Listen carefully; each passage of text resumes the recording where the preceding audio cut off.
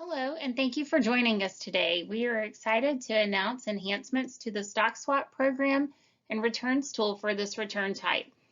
This program is also known as the contract-based inventory adjustment program. These enhancements will improve the customer experience and increase productivity while expediting the entry and approval process. Let's get started.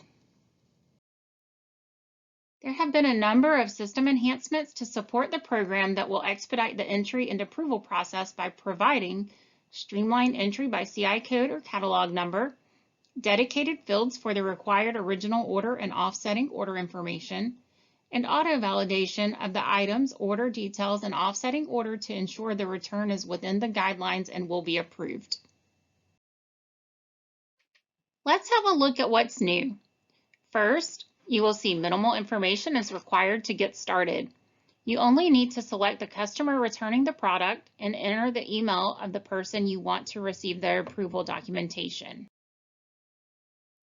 As always, adding items can be done by entering a part number, also called the CI code, or full product description. It is recommended that you use the CI code for easier entry.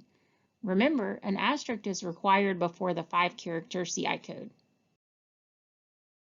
Currently, the original order on which the item being returned was ordered must be provided in the comments field. Because it was entered freeform, there was no systematic tie back to the original order and requires manual validation during the approval process. A new dedicated required field has now been added on each return line for the original order number. This means we will retrieve and populate the correct pricing from the original order without manual entry or intervention, greatly expediting the entry and approval process. All validation that a stock swap return is within guidelines is done during entry. Item validation will be done to ensure only items eligible for return can be entered. Products that are in sellable condition and are currently stocked at any facility at the time of return entry are eligible for return on a stock swap. Non-stock, limited availability items and clearance items are not eligible for return on a stock swap. Spec flag items and inactive items due to discontinuation are also not eligible. There is now a dedicated field on each return line to indicate their original order on which the item being returned was ordered. Validation will be done to ensure the item being returned is on the original order provided, the item shipped within the last 12 months, and that the allowable return quantity is equal to or greater than the quantity being returned. A return total has been added so you can see when the return reaches the minimum $300 value. Additionally, this provides you with the value required for the offsetting order. Once the return reaches the $300 minimum, you can proceed with referencing the offsetting order number in the new dedicated required field. There are some new guidelines around the offsetting order, so validation will be done to ensure that the offsetting order meets those guidelines.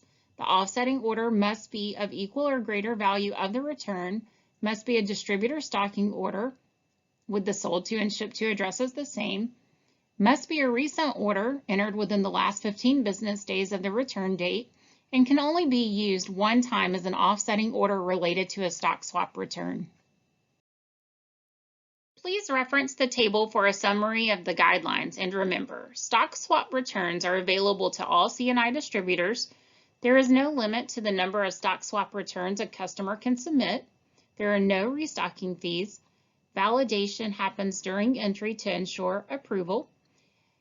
And availability of allowance dollars does not apply to stock swap returns. Performing all necessary validation up front will give you peace of mind to know that the stock swap return that you submit has met all requirements and will be approved.